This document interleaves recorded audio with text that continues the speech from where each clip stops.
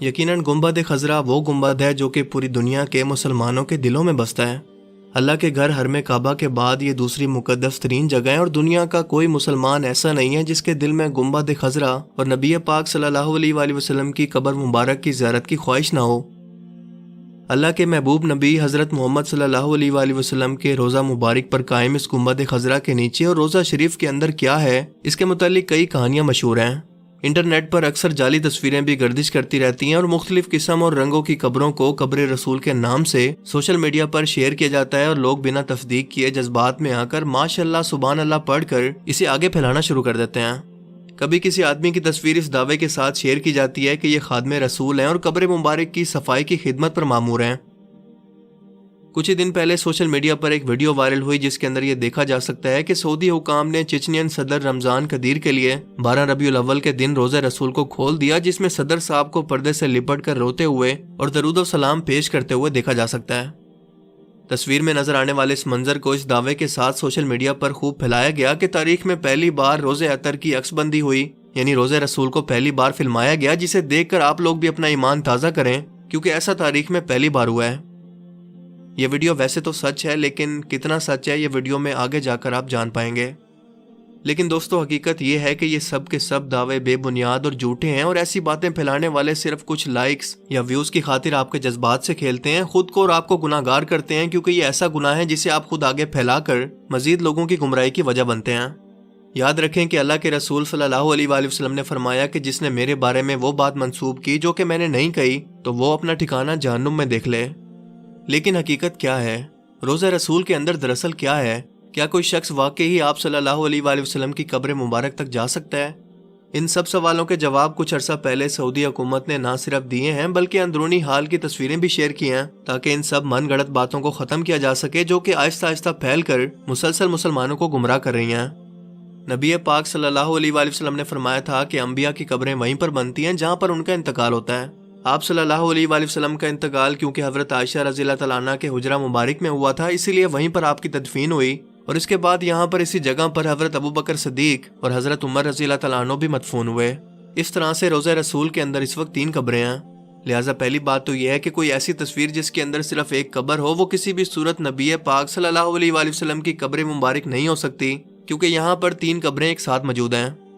لیکن سچ یہ ہے کہ آپ صلی اللہ علیہ وآلہ وسلم کی قبر مبارک کی کوئی بھی تصویر دنیا میں اس وقت موجود نہیں ہے، اس لیے کیونکہ پچھلی 5 صدیوں سے یعنی 500 سالوں سے کوئی ایک بھی شخص آپ صلی اللہ علیہ وآلہ وسلم کی قبر مبارک تک نہیں جا سکا، اور اس سے پہلے دنیا میں کوئی کیمرہ ہی موجود نہیں تھا کہ اس کی کوئی تصویر ہوتی۔ وہ حجرہ شریف جس میں آپ صلی اللہ علیہ وآلہ وسلم اور آپ کے 2 صحابہ حضرت ابوبکر اور حضرت عمر کی قبریں ہیں، اس کے گرد ایک 4 دیواری ہے۔ یہی نہیں بلکہ اس 4 دیواری سے جڑی ہوئی ایک اور دیوار ہے جو کہ 5 مزید دیواروں پر مشتمل ہے۔ یہ 5 کونوں والی دیوار حضرت عمر بن عبدالعزیز رحمۃ اللہ علیہ نے بنوائی تھی، اور اس کے 5 کونے رکھنے کا مقصد یہ تھا کہ یہ خانہ کعبہ جیسی نہ لگے۔ ان 5 دیواروں کے گرد مزید ایک اور 5 دیواروں والی فصیل ہے، اور ان 5 کونوں والی فصیل پر ایک بڑا سا پردہ یا غلاف ڈالا گیا ہے، اور یہ سب کی سب دیواریں بغیر دروازے کے ہیں، یعنی کسی شخص کے ان دیواروں کے اندر جانے کا کوئی امکان موجود ہی نہیں ہے۔ روزہ رسول کی اندر سے زیارت کرنے والے لوگ بھی ان 5 کونوں والی دیوار پر پڑے ہوئے پردے تک ہی جا سکتے ہیں، جیسا کہ حال ہی میں چچنیا کے صدر کی یہ ویڈیو وائرل ہوئی ہے۔ روزہ رسول صلی اللہ علیہ وآلہ وسلم پر سلام عرض کرنے والے زائرین جب سنہری جالیوں کے سامنے کھڑے ہوتے ہیں تو جالیوں کے سوراخوں سے انہیں بس وہ پردہ ہی نظر آ سکتا ہے جو کہ حجرہ شریف کی 5 دیواروں پر پڑا ہوا ہے۔ اس طرح سلام پیش کرنے والے زائرین اور آپ صلی اللہ علیہ وآلہ وسلم کی قبر مبارک کے درمیان صرف چند گز کا فاصلہ ہوتا ہے، لیکن انہی چند گز کے فاصلوں کے درمیان تقریباً 4 دیواریں بنی ہوئی ہیں۔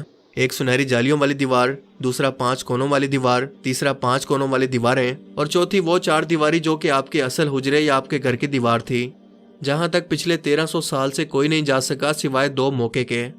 ایک بار سن 51 ہجری کے اندر حضرت عمر بن عبدالعزیز رحمۃ اللہ علیہ کے دور میں ان کا غلام، اور دوسری بار سن 881 ہجری کے اندر معروف مورخ علامہ السمودی کے بیان کے مطابق وہ خود گئے۔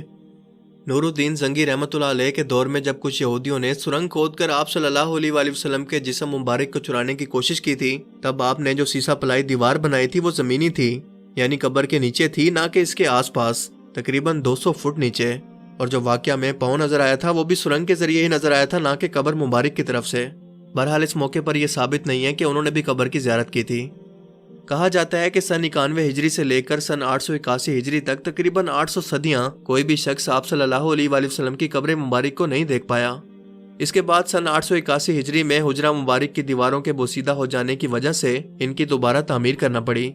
علامہ نور الدین ابو الحسن الصمودی رحمۃ اللہ علیہ مدینہ منورہ میں موجود تھے، جنہوں نے ان دیواروں کی تعمیر نو کے کام میں خود حصہ لینے کی سعادت حاصل کی۔ وہ لکھتے ہیں کہ 14 شعبان سن 881 ہجری کو یہ 5 دیواریں مکمل طور پر گرا دی گئیں، جس کے بعد دیکھا گیا کہ اندرونی 4 دیواروں کے اندر بھی دراڑیں پڑ چکی ہیں تو ان کو بھی گرا دیا گیا۔ وہ کہتے ہیں کہ میری آنکھوں کے سامنے اب وہ مقدس حجرہ تھا، مجھے اندر داخلے کی اجازت ملی، میں نے ایسی خوشبو محسوس کی جو کہ میں نے زندگی میں اس سے پہلے کبھی محسوس نہیں کی۔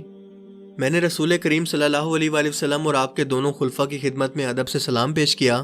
آپ کا حجرہ مبارک مربع شکل کے اندر تھا، اس کی 4 دیواریں کالے رنگ کے پتھروں سے بنی تھی جیسے خانہ کعبہ کی دیواریں بنی ہیں۔ اس 4 دیواری میں کوئی ایک بھی دروازہ نہیں تھا۔ میری پوری توجہ ان 3 قبروں پر جمی ہوئی تھی کہ کہیں ایک بھی لمحہ مجھ سے ضائع نہ ہو جائے۔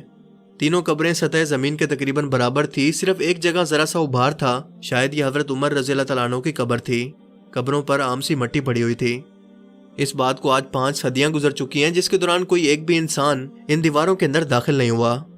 الصمودی نے اپنی کتاب میں حجرہ نبوی کا ذکر کرتے ہوئے لکھا ہے کہ اس کا فرش سرخ رنگ کی ریت سے بنا ہے اور مسجد نبوی کے فرش سے تقریباً 60 سینٹی میٹر نیچے ہے۔ حجرے کی موجودہ چھت کو ختم کر کے اس کی جگہ لکڑی کی ایک چھت کو نصب کیا گیا جو کہ جالیوں کی طرح لگتی ہے۔ اس لکڑی کے اوپر ایک چھوٹا سا گنبد تعمیر کیا گیا جس کی اونچائی 8 میٹر ہے اور یہ آج بھی گنبد خضرا کے بالکل نیچے موجود ہے۔ علامہ الصمودی کی وفات ہوئی 911 ہجری میں اور سن 881 ہجری یا 1477 عیسوی سے لے کر اب تک تقریباً 550 سال کے عرصے میں کوئی ایک بھی انسان نبی پاک صلی اللہ علیہ وآلہ وسلم کی قبر مبارک کی زیارت نہیں کر سکا۔ اب یہ سب کچھ سن کر ایک عام مسلمان کے دماغ میں یہ سوال پیدا ہو سکتا ہے کہ ایسا بھلا کیوں ہے؟ ان سب رکاوٹوں یا دیواروں کو ہٹا کر آپ صلی اللہ علیہ وآلہ وسلم کی قبر مبارک کو ہر ایک مسلمان کی زیارت کے لیے کیوں نہیں کھول دیتے؟ تو اس کا جواب یہ ہے کہ یہ آپ صلی اللہ علیہ وآلہ وسلم کی خود کی خواہش تھی کہ آپ نے اللہ تعالیٰ سے دعا فرمائی تھی کہ اے اللہ میری قبر کو لوگوں کے لیے سجدہ گاہ مت بننے دینا۔ یہ چیز آپ نے خود اللہ تعالیٰ سے مانگی تھی جو کہ آپ کو عطا کی گئی، لیکن آپ بھی سوچتے ہوں گے کہ ایسا بھلا کس لیے؟ اس لیے تاکہ یہود و نصارہ کی طرح نبی پاک صلی اللہ علیہ وآلہ وسلم کی قبر کو بھی مسلمان پوجنے کی جگہ یا سجدہ کرنے یا عبادت کرنے کی جگہ نہ بنا لیں۔ آج ذرا اپنے آس پاس نظر دوڑائیں کہ کیا کسی مشہور بابا جی یا کسی اولیاء اللہ کے مزار پر یا خانقاہ پر کیا کچھ نہیں ہو رہا؟ کیا ان کی قبروں پر مزار بنا کر گمراہ مسلمانوں نے اسے سجدہ کرنے اور مانگنے کی جگہ نہیں بنا لیا؟ تو سوچیں کہ آپ صلی اللہ علیہ وآلہ وسلم جن کا رتبہ دنیا کے تمام انسانوں اور نبیوں سے افضل ہے، آپ کی قبر کو اگر عام مسلمانوں کے لیے کھول دیا جاتا تو کیا یہ سجدہ گاہ یا گمراہ لوگوں کے لیے عبادت کی جگہ نہ بن چکی ہوتی؟ اسی لیے آپ صلی اللہ علیہ وآلہ وسلم یہ بات پہلے سے جانتے تھے جس کی حکمت ہمیں آج سمجھ میں آتی ہے۔ اللہ تعالیٰ ہمیں سمجھنے کی اور نیک عمل کرنے کی توفیق عطا فرمائے، آمین۔ جو بے روزگار ہیں ان کو روزگار عطا فرمائیے۔ مولا غریب نواز، مولا غیب سے مدد فرمائیے۔ حضور آپ دنوں کے حال بہتر جانتے ہیں مولا۔